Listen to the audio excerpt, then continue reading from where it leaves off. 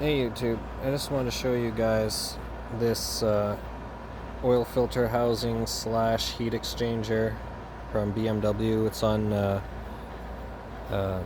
my Mini. It's a 2015. It's the B38 engine. Anyways, this thing was leaking. There was a recall in the 2014 year, but apparently the 2015 ones missed the boat because, I mean, this one still got the same problem. It's fractured, you can see down around the seam at the base plate. Not sure how this happens. I think improper torquing, right? If you're not torquing it in the correct pattern, this plate flexes and it separates away from the heat exchanger. Looks like a pretty weak joint though. I mean, on this side you can see more or less it's good, right? You can see like that's pretty well clean. Right, no leaks there. Oops, get a better grip on this. No leaks there, right? And then once you get to this side, this is the top of it, I guess, because it sits in the car like this, kind of. You just kind of notice that, right? And it's leaking oil from there. So I'm going to try and braze that up, see how successful I am. If not, just replace it, which is really the ideal thing to do, is to just replace it. But I'm not sure if it's a pattern failure or not, and if it is, I'd rather just correct this problem rather than stick another part in there that does the same thing down the road.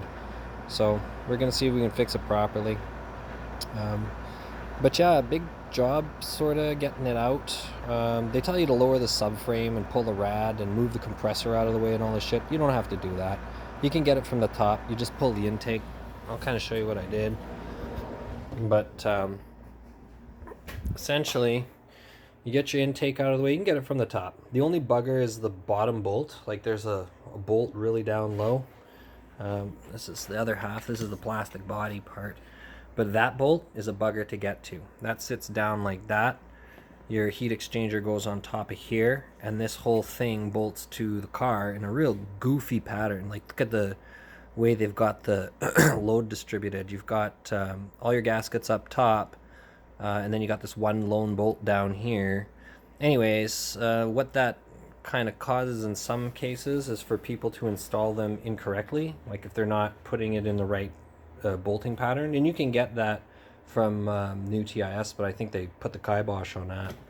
Anyway, so you basically can reach down and you can get all of the bolts. You get your intake out of the way, you get your water pump out of the way, you get this electrical junction box cluster thing out of the way. You want to disconnect your battery too before you do all that. Anyways, you do it this way and you can get it out in like 2 hours, right? It's like actually even faster than that. But I can get this thing out of the car now in record time because I've done it so many damn times trying to find out where this leak is. It only leaked under pressure, and it leaked a lot, like, I mean, a drip a second. So that needed to come out.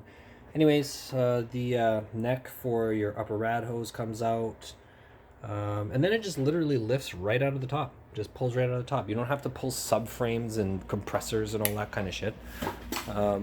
Lot faster to do it that way. But it's kind of skinny getting in there on the bolts. You need to use, I'll show you the tools I use actually.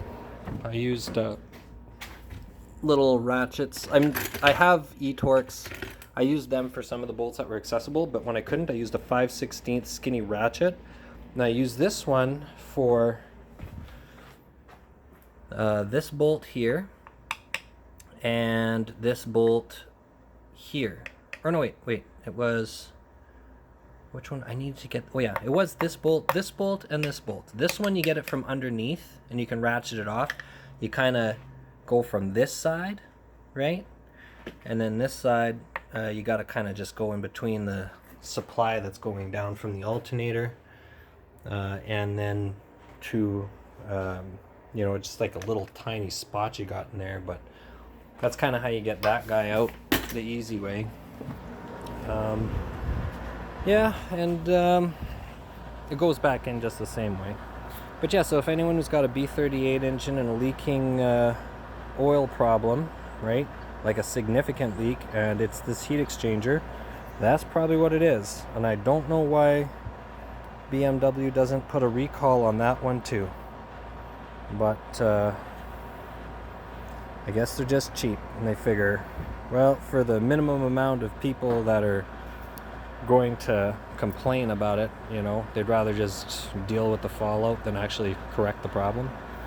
But anyways, that's, you know, neither here nor there. That's what you got when you have leaky oil filter housing. Okay, thanks.